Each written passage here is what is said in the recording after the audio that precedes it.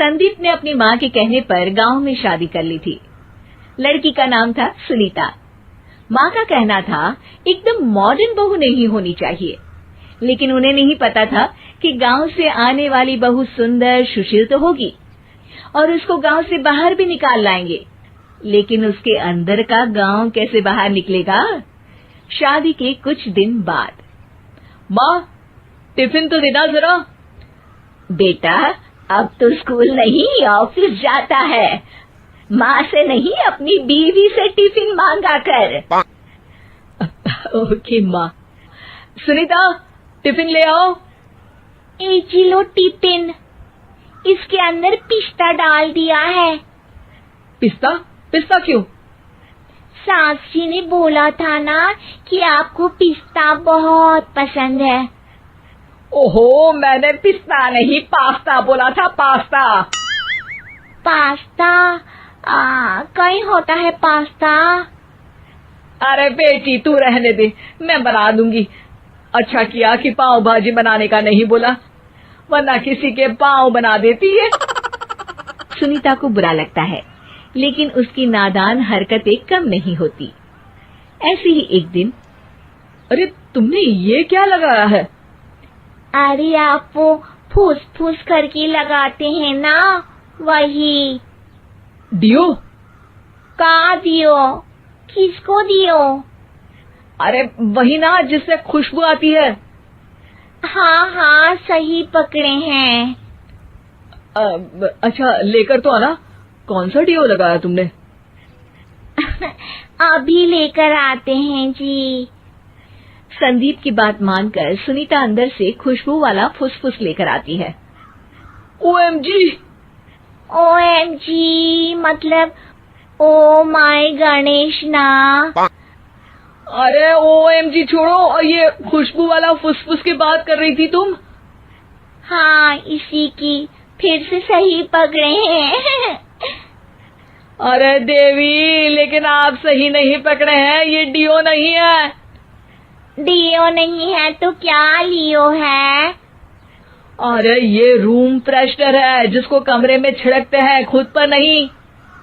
कोई बात नहीं, माँ कहती थी आत्मा किराएदार है, शरीर एक किराए का कर्म। हम शरीर पे ये डाल लिए तो क्या फर्क पड़ जाएगा। अरे बहू, ओ बहू, मेरे लिए फल तो ले आ, फिर मैं बाजार जाऊंगी। सुनीता अपनी सास के लिए फल लेकर आती है। अरे बेटा, पपीता, तरबूज और सेब फल ऐसे कैसे खा लूं? काट कर तो ले आ।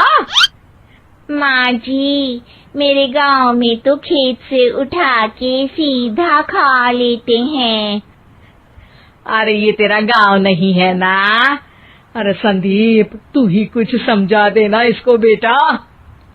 मैं कैसे समझाऊं माँ, ये तो माइक्रोवेव को भी भट्टी बोलती है। कल मैंने बोला हाय कैसी हो, तो बोलती है किसी को हाय नहीं लगानी चाहिए। अरे सुनीता, तेरा क्या होगा? अभी तो कैसे बताऊं माँ जी, अभी हम कुछ करेंगे फिर पता चलेगा क्या होगा, लड़का या लड़की। हे भगवान, कहाँ से आ गई है? रामपुर से जी, आप ही तो लेकर आए थे मुझे। अरे मुझे माफ कर दो। पहले कोई गलती तो करिए जी, आपकी तो सारी गलती माफ कर देंगे हम। हाँ अरे बहू, मेरी बात सुन।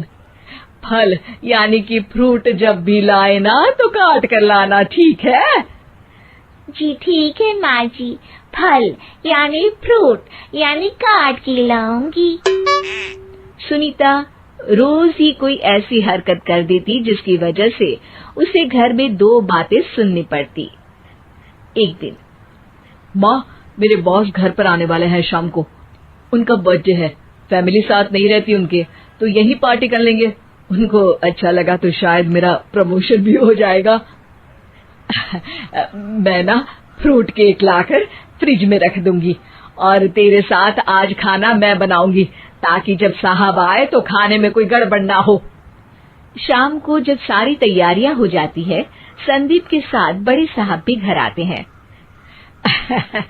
फ्रूट केक तो ले आना बहू, फिर खाना खाएंगे। अरे इस सब की क्या जरूरत थी, आपने बुलाया वही काफी है। सर, आपका परिवार शहर में नहीं है तो हम ही आपके परिवार जैसे हैं सर। इतने में ही सुनीता फ्रूट केक लेकर आती है और बड़े साहब की टेबल पर रख देती है, और जैसे ही केक के ऊपर का बॉक्स हटाती है, ओह, ये क्या है? केक तो कटा हुआ है। मैं तो ऐसा नहीं लाई थी। आप मुझे शाबाशी दे सकती है माँ जी, मैंने ही केक काट दिया। आपने कहा था ना, फल यानी फ्रूट यानी हमेशा काट के लाना। तो फ्रूट केक भी तो फ्रूट ही है ना, तो मैंने पहले ही काट लिया। हूँ ना मैं समझदार। अरे बहू, ये क्या किया? केक हमेशा वही काटता है जिसका जन्मदिन होता है।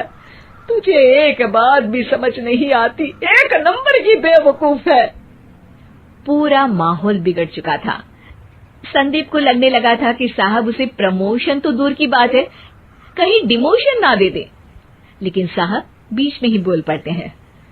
अरे कोई बात नहीं, ये इनकी बेवकूफी नहीं है, इनका भोलापन है। बेटा आप कहाँ से हो? रामपुर गांव से। अरे वाह, गांव से? फिर तो आपके गांव में ताजे फल और सब्जियां मिलते होंगे। हाँ, सही पकड़े हैं। हम तो काटते भी नहीं, सीधा खा लेते हैं। मैं ना एक बार तुम्हारे गांव घूमने जरूर चलूंगा। क्यों संदीप, ले चलोगे ना?